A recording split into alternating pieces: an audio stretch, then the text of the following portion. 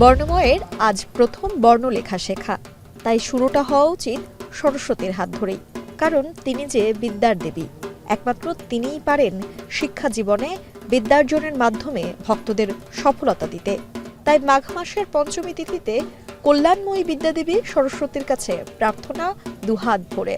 এই দিন যারা প্রথম পড়াশোনা শুরু করে, যেসব ছোট ছোট বাচ্চারা, ওরা প্রথম মা সরস্বতীর কাছ থেকে হাতে খড়ি নেয়। মায়ের কাছে আমাদের বিদ্যা বুদ্ধি এবং সকল মানব জাতির যেন আরো ভালো হয়, এর এই প্রার্থনাই করি আর কি। হিন্দু শাস্ত্রমতে সরস্বতী হলেন জ্ঞান, সঙ্গীত, শিল্পকলা, বাক্য, প্রজ্ঞা ও বিদ্যার্জনের দেবী।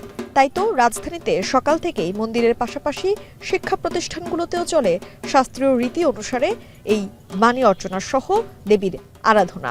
দেবী সরস্বতীর বন্দনায় ঢাক, ঢোল, কাঁসর, শঙ্খ ও উলুধ্বনিতে মুখর হয়ে ওঠে।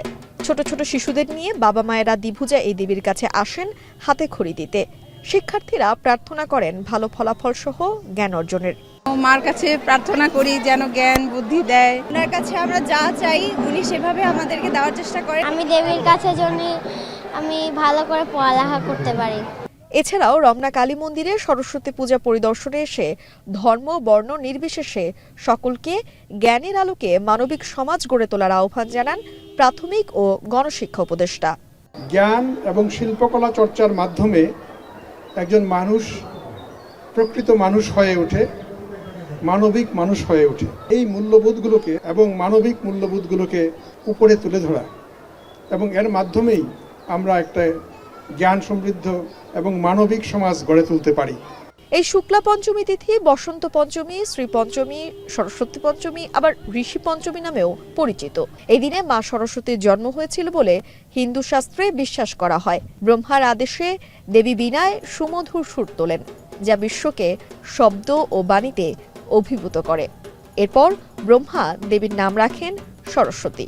সরস্বতী দেবী শ্বেত শুভ্র বসনা, দেবীর এক হাতে বেদ, অন্য হাতে বীণা, এজন্য তাকে বীণাবাণীও বলা হয়। আবার সরস্বতী লক্ষ্মী ও পার্বতী হিন্দু ধর্মে ত্রিদেবী নামেও পরিচিত। আলোর প্রতিশব্দ বলা হয়ে থাকে শিক্ষাকে। শিক্ষার আলোয় আলোকিত হতে পারলেই একজন মানুষের যাপিত জীবন হয় সাবলীল, উদার হয় মন এবং জাগ্রত হয় মানবতাবোধ।